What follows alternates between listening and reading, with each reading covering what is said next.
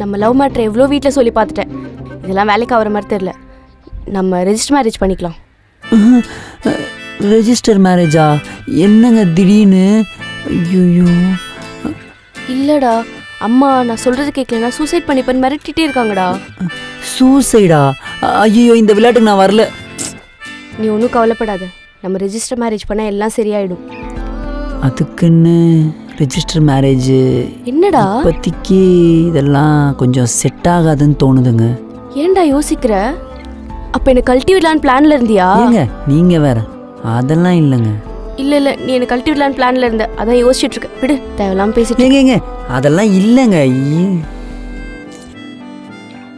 நான் இன்னும் காலேஜ் கூட முடிக்கலைங்க.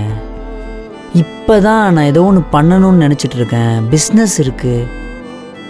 எல்லாத்தையும் வச்சுட்டு கல்யாணம், அது மட்டும் இல்லாமல் வீட்டில் வேற பர்மிஷன் கேட்கணும். எப்படி ஒர்க் அவுட் ஆகும்னு. காசை பற்றி யோசிக்கிறியா? அதுவும் தான். ஏய், நான் வேலைக்கு போகிறேன்டா, நான் உன்னை பார்த்துக்க போகிறேன். வேற என்ன வேணும் உனக்கு? ஏங்க எனக்குன்னு எவ்வளோ தேவைகள் இருக்கும், எல்லாத்தையும் உங்ககிட்ட வந்து கேட்டுட்டு இருக்க முடியுமா? என்கிட்ட கேட்க மாட்டியா? அதுக்குன்னு எல்லா விஷயம் நீங்கள் எனக்காக பண்ணிகிட்டு இருப்பீங்களா? என்கிட்ட காசு இல்லைங்க, எப்படி நான் உங்களை வச்சு பார்த்துப்பேன்? என்கிட்ட தானே கேட்குற, இதில் என்ன தப்பு இருக்கு?